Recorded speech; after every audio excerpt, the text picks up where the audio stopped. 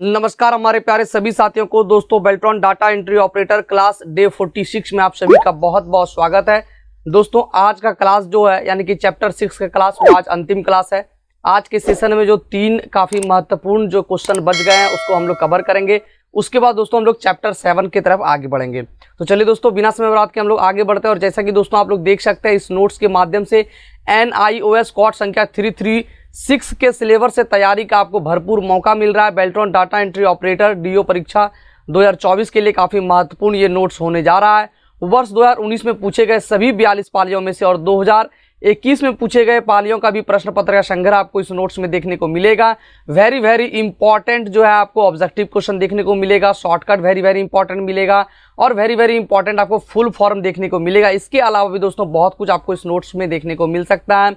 अगर ये नोट्स आप परचेज करना चाहते हैं तो अभी के अभी बिना समय बर्बाद किए www.helpinggauravdotcom की वेबसाइट पर चले जाइए। वहां पे आपको जो है बाएं साइड में Beltron DO notes buy now का ऑप्शन दिखेगा। इस पर आप लोग क्लिक करेंगे, आपके सामने एक फॉर्म ओपन खुल जाएगा। ऊपर में आपको QR कोड दिखेगा। QR कोड को स्कैन करके 499 रुपीज गूगल पे से, हाँ दोस्तों याद रखना है आपको गूगल पे से पेमेंट करना है। अपना नाम, अपना जीमेल अकाउंट, अपना व्हाट्सअप नंबर और पेमेंट का शॉर्ट स्क्रीन आपको अपलोड कर देना है। 24 घंटे के अंदर नोट्स आपको अवेलेबल करवा दिया जाएगा। विशेष जानकारी के लिए दोस्तों इस नंबर पर आप लोग व्हाट्सअप भी कर सकते हैं। तो चलिए दोस्तों बिना समय बर्बाद के आज हम लोग चलते हैं पेज नंबर 116 की तरफ यानी कि 116 की तरफ। और जैसा कि दोस्तों आप लोग देख सकते हैं हम लोग पेज नंबर 116 की तरफ आ गए हैं और हम लोग क्वेश्चन नंबर 2 को कंप्लीट कर लिए हैं। आज हम लोग बात करने वाले हैं क्वेश्चन नंबर 3 की तरफ। दोस्तों क्वेश्चन नंबर 3 हो या 4 हो या 5 हो, लगभग वो सारा चीज जो है मैं पहले ही जो है चैप्टर जब पढ़ा रहा था तभी मैं कवर करवा दिया हूं, लेकिन इंपॉर्टेंट है इसलिए दोस्तों यहाँ पे क्वेश्चन वाइज दिया गया है जिसको कवर करवाना बहुत इंपॉर्टेंट होता है। तो दोस्तों www से आप क्या समझते हैं?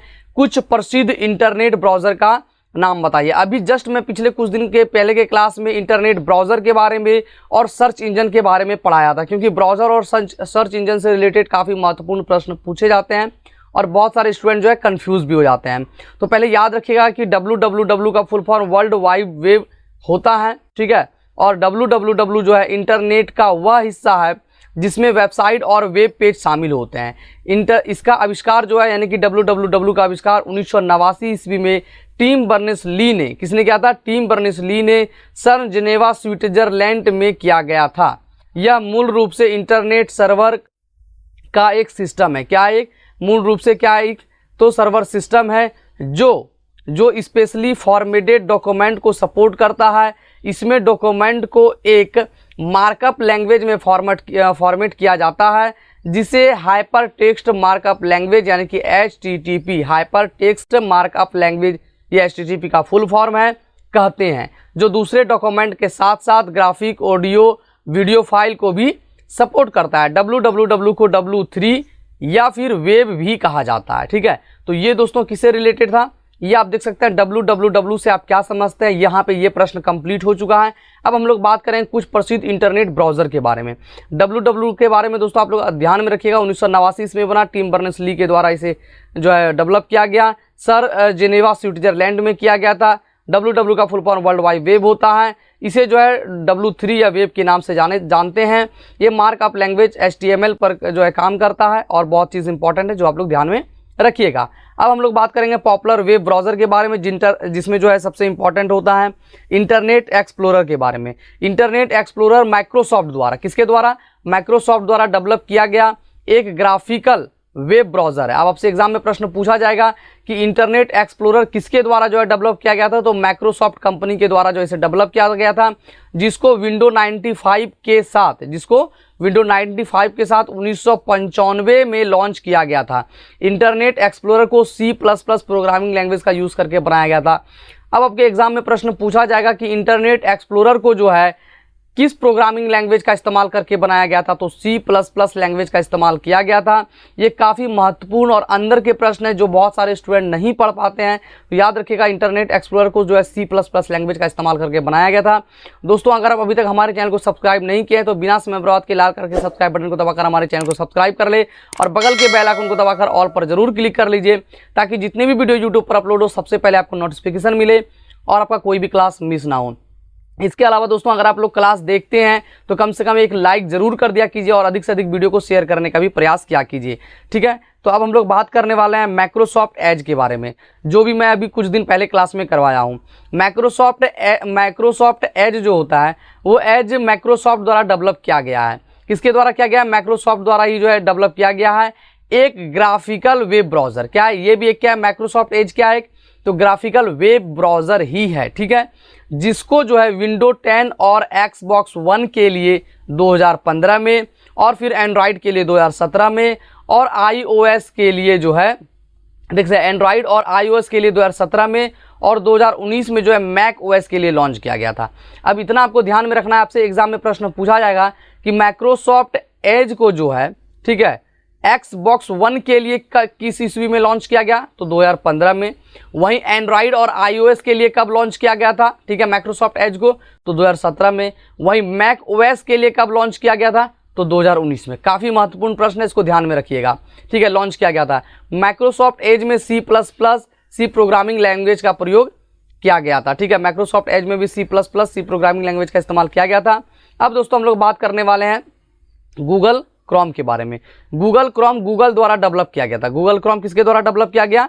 तो गूगल के द्वारा ही डेवलप किया गया एक वेब ब्राउजर है, जिसको 2008 में विंडो ऑपरेटिंग सिस्टम के लिए रिलीज किया गया था। यानी गूगल क्रोम को 2008 ईस्वी में विंडो ऑपरेटिंग सिस्टम के लिए लॉन्च किया गया था, याद रखिएगा, काफ़ी महत्वपूर्ण है। बाद में इसे जो है लिनक्स, मैक ओएस, आईओएस और एंड्रॉयड के लिए भी रिलीज किया गया था। गूगल क्रोम को C++, जावा स्क्रिप्ट, पाइथन और प्रोग्रामिंग लैंग्वेज का यूज़ करके बनाया गया है। क्रोम ब्राउज़र लगभग 50 से ज़्यादा लैंग्वेज को सपोर्ट करता है। आपसे एग्जाम में प्रश्न पूछा जाएगा क्रोम ब्राउज़र लगभग कितने लैंग्वेज को सपोर्ट करता है? 10, 20, 30, 40, 50, तो याद रखना है 50 से अधिक जो है लैंग्वेज को ये सपोर्ट करता है। गूगल क्रोम को 2008 ईस्वी में, ठीक है, विंडो ऑपरेटिंग सिस्टम के लिए रिलीज किया गया। गूगल क्रोम को गूगल कंपनी के द्वारा ही डेवलप किया गया था। उसके बाद दोस्तों हम लोग आगे बढ़ेंगे तो देख सकते हैं आप लोग यहाँ पे मोजिला फायरफॉक्स के बारे में, इसको भी आप लोग यूज़ किए होंगे। मोजिला फायरफॉक्स मोजिला कॉरपोरेशन द्वारा जो है, मोजिला कॉरपोरेशन कंपनी के द्वारा 2002 ईस्वी में, याद रखिएगा, मोजिला को 2002 ईस्वी में डेवलप किया गया एक ओपन सोर्स वेब ब्राउज़र है। मोजिला को कितने ईस्वी में लॉन्च किया गया? 2002 ईस्वी में। किन के द्वारा? तो मोजिला कॉरपोरेशन कंपनी के द्वारा लॉन्च किया गया। अब हम लोग बात करने वाले हैं ओपेरा ब्राउज़र के बारे में।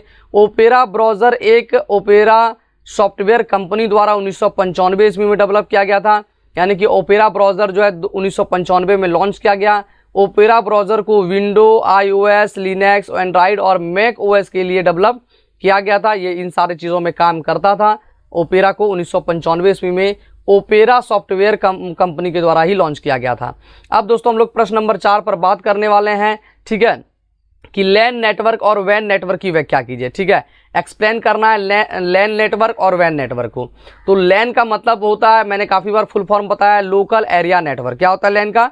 लोकल एरिया नेटवर्क एक कंप्यूटर नेटवर्क है। लोकल एरिया नेटवर्क क्या है? एक कंप्यूटर नेटवर्क है जिसका यूज़ 2 या 2 से अधिक कंप्यूटर को जोड़ने के लिए किया जाता है। अब आपसे एग्जाम में प्रश्न में पूछा जाएगा कि 2 या 2 से अधिक कंप्यूटर को जोड़ने के लिए किस नेटवर्क का इस्तेमाल करते हैं? लोकल एरिया नेटवर्क का, ठीक है, मैन का इस्तेमाल करते हैं, वैन का इस्तेमाल करते हैं। तो याद रखना है लैन का इस्तेमाल करते हैं, जिसको लोकल एरिया नेटवर्क कहते हैं। यह एक कमरे या एक बिल्डिंग तक, देख सकते हैं, एक कमरे या एक बिल्डिंग तक सीमित रहता है, जिसकी दूरी लगभग 1 किलोमीटर तक होती है। कितनी होती है? 1 किलोमीटर तक होती है। लैन एक प्राइवेट नेटवर्क है। लैन क्या है? एक प्राइवेट नेटवर्क है। लैन नेटवर्क में डेटा ट्रांसफर की स्पीड मैन और वैन से अधिक होती है। लैन में वैन और मैन से अधिक होती है। उसके बाद दोस्तों हम लोग यहाँ पे वैन के बारे में पढ़ेंगे, और मैन के बारे में दोस्तों यहाँ पे नहीं डाला गया इंपॉर्टेंट क्वेश्चन में, लेकिन मैन को मैं किसी चैप्टर में पढ़ा दिया हूँ, बहुत अच्छे से एक्सप्लेन किया हूँ। जब मैं लैन पढ़ा रहा था उसी समय में मैन और वैन भी पढ़ाया था। पिछला क्लास में आप देखेंगे तो आपको देखने को मिल जाएगा। यहाँ पे दोस्तों मैन के बारे में चूंकि प्रश्न डाला गया था, इसलिए मैन के बारे में लोग बात करेंगे। वैन के बारे में वाइड एरिया नेटवर्क जिसको कहा जाता है। वाइड एरिया नेटवर्क एक डिजिटल कम्युनिकेशन सिस्टम है। क्या? एक डिजिटल कम्युनिकेशन सिस्टम है। वैन नेटवर्क का प्रयोग सिटीज़ यानी कि शहर के लिए किया गया था, और उसके अलावा दोस्तों देश, कंट्री के लिए किया गया था। उसके अलावा कंटेंट्स यानी कि महाद्वीपों को जोड़ने के लिए किया जाता है, ठीक है। ये जो है आप देख सकते हैं बहुत काफ़ी इंपॉर्टेंट है। वैन का प्रयोग जो है सिटी को, किसी देश को, महाद्वीपों को जोड़ने के लिए किया जाता है। जैसे में आप देख सकते हैं इंटरनेट वैन में डेटा ट्रांसफर की स्पीड लेन की तुलना में, लोकल एरिया नेटवर्क की तुलना में लगभग 10 गुना कम होती है, ठीक है। क्योंकि दोस्तों ये देख सकते हैं अलग अलग देश, अलग अलग शहर, अलग अलग महाद्वीपों तक तो ये जोड़ता है। इसका क्षेत्र बहुत बड़ा होता है, इसलिए इसकी स्पीड जो है कम होती है किससे, लैन की तुलना में, जबकि लैन एक कमरे तक, एक बिल्डिंग तक सीमित रहता है। ठीक है, वैन में नेटवर्क को जोड़ने के लिए माइक्रोवेव स्टेशंस और जो है या फिर जो है कम्युनिकेशन सैटेलाइट का यूज़ किया जाता है। माइक्रोवेव स्टेशन या जो है कम्युनिकेशन सैटेलाइट का यूज़ किया जाता है किसको, तो वैन के लिए, वैन नेटवर्क को जोड़ने के लिए।